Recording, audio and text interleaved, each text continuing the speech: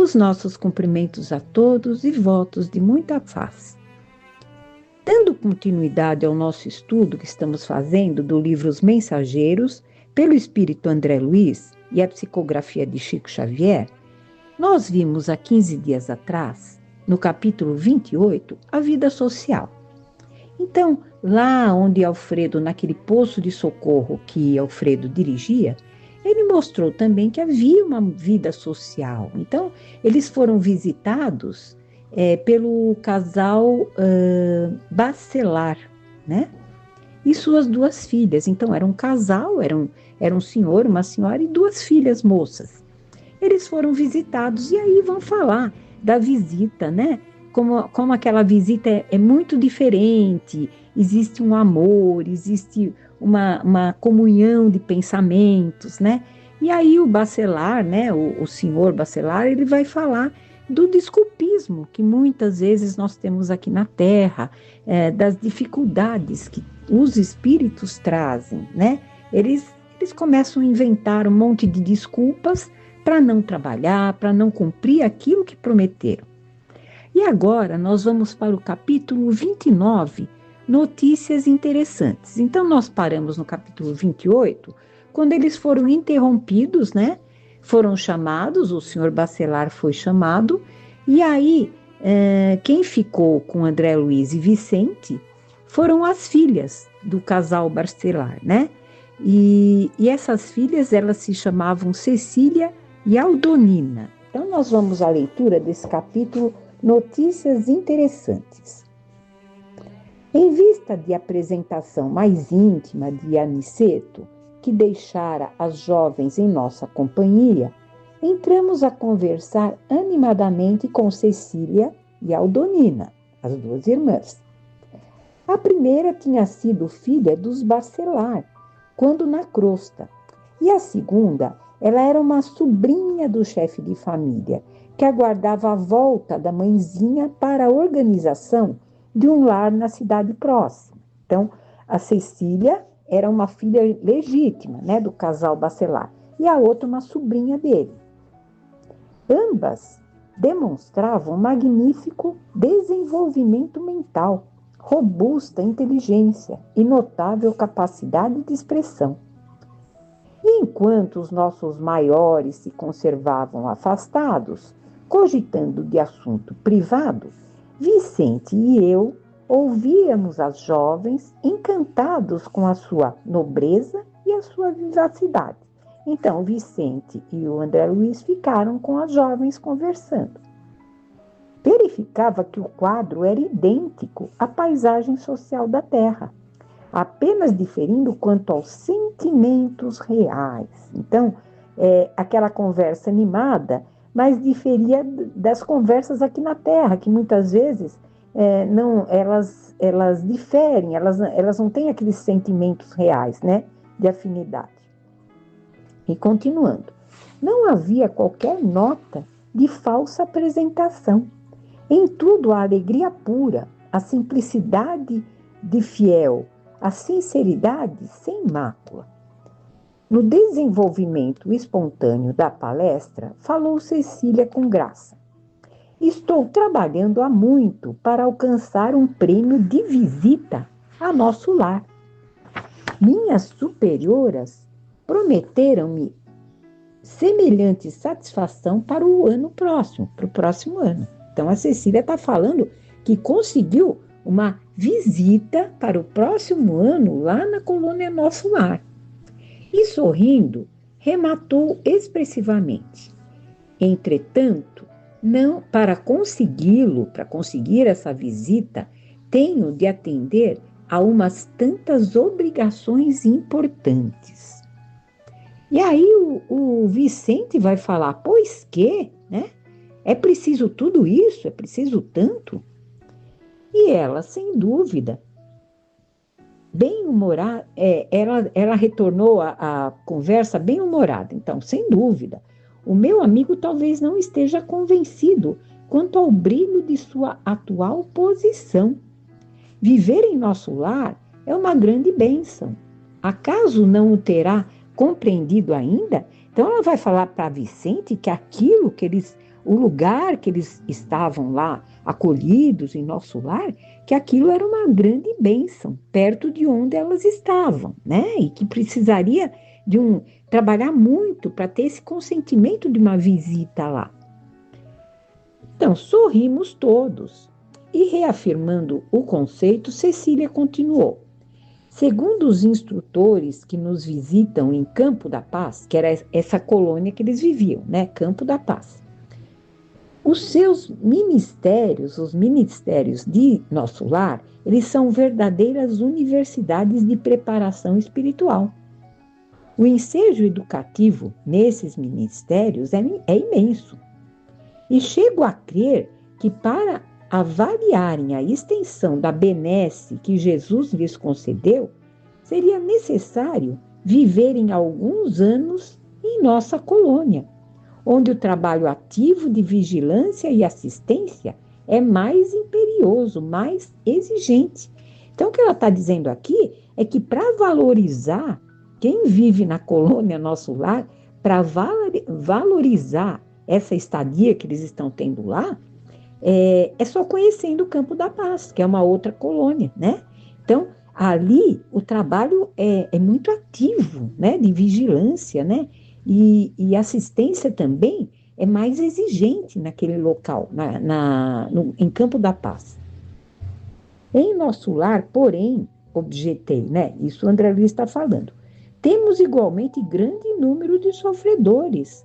A regeneração é uma colmeia de milhares. Então, muitos, milhares querem a regeneração. A interlocutora, Cecília, todavia, revelando profunda acuidade nas observações, ela considerou. Você diz muito bem quando se refere a colmeia, significando possibilidades de trabalho. Então, uma colmeia, né, é uma possibilidade grande de trabalho. Creia que os sofredores que atingem o seu núcleo, nosso lar, né, já se encontram a caminho de excelentes realizações. Naturalmente que os irmãos desequilibrados que por lá existem já se torturam pelo vagaroso despertar da consciência, já sentem remorsos e arrependimentos, indicativos de renovação. Então, aqueles que estão em nosso lar, apesar de grandes sofredores, neles já bate aquele remorso, eles estão desequilibrados, mas assim, eles já começam a despertar, a consciência deles já começa a despertar.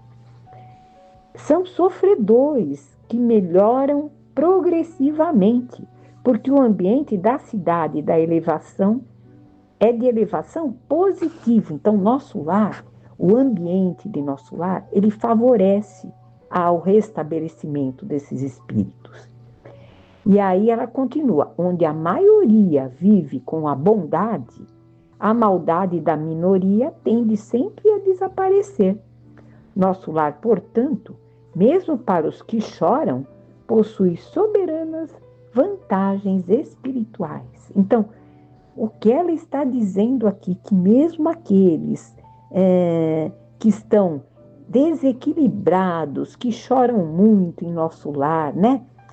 Mesmo esses já estão a caminho de um progresso, porque o ambiente também lá favorece, né? Como ela disse aqui. E o André Luiz, impressionado com o que ouvia, ele lembrou.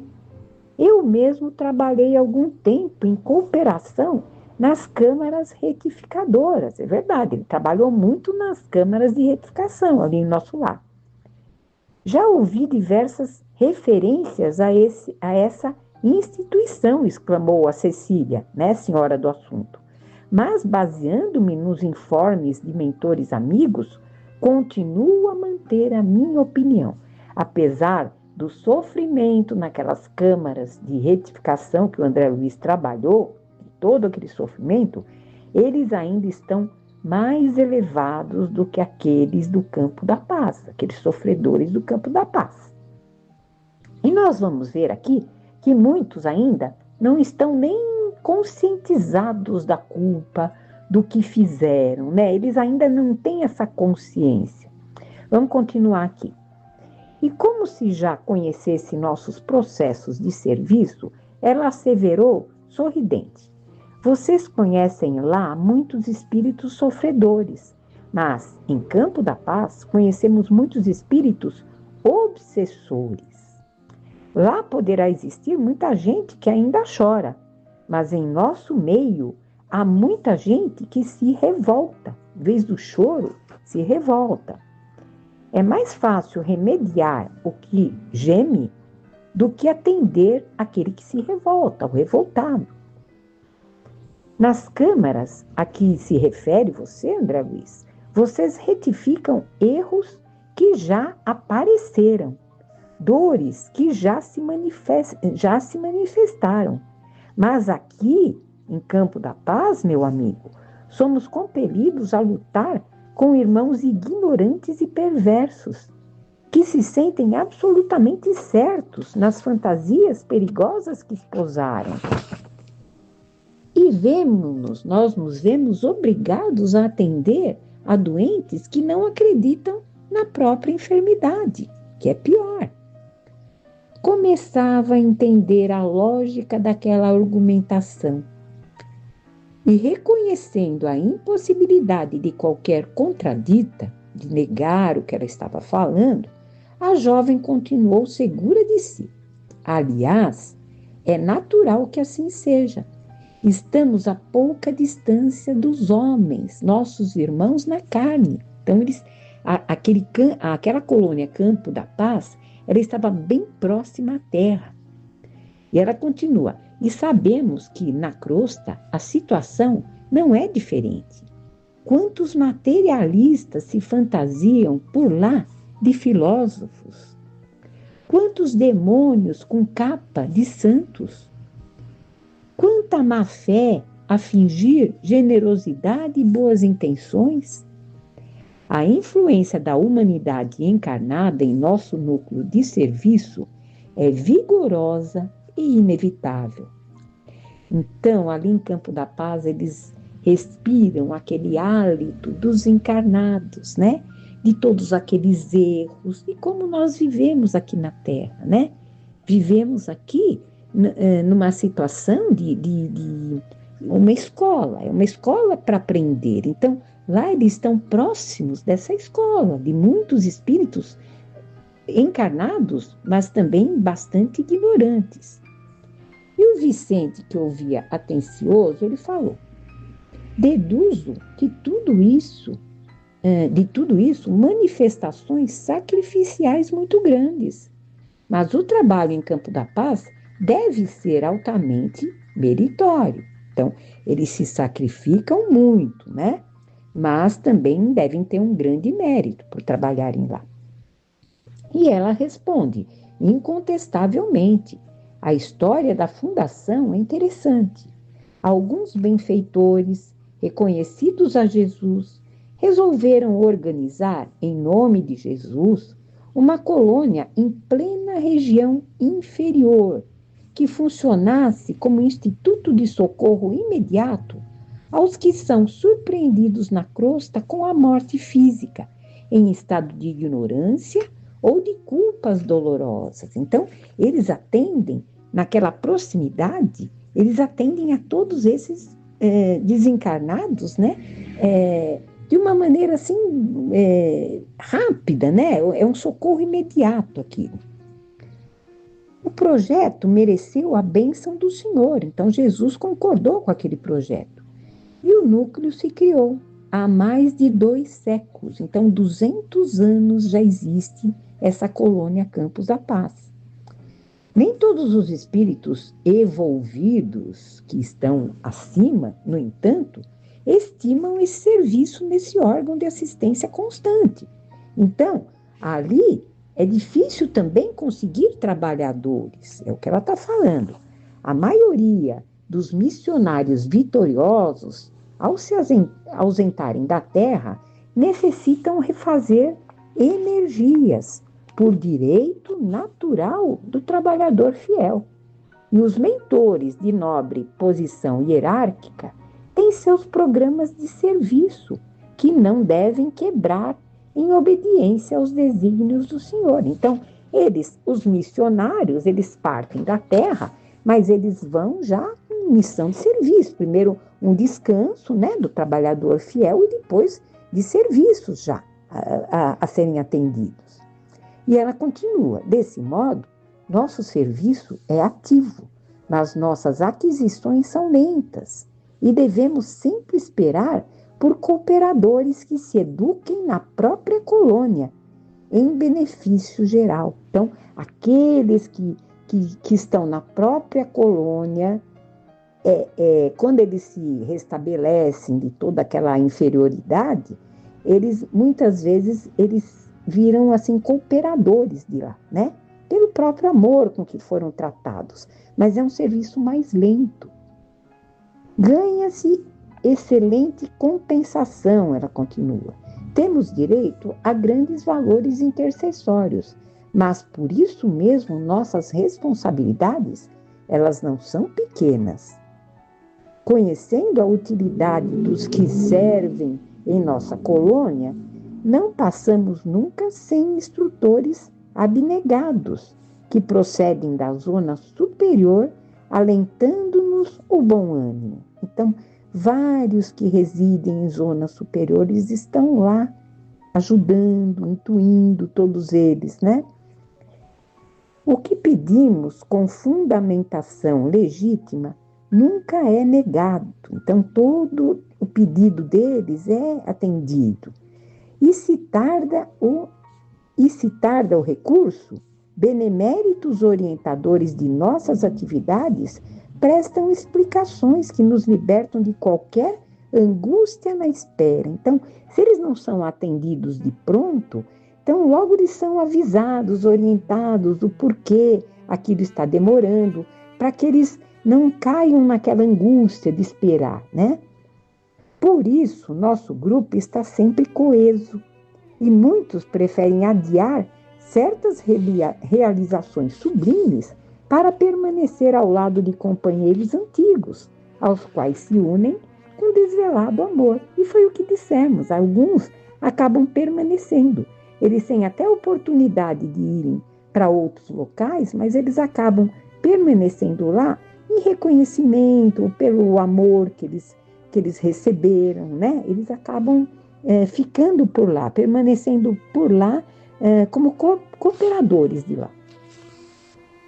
Os esclarecimentos da jovem encantavam-me.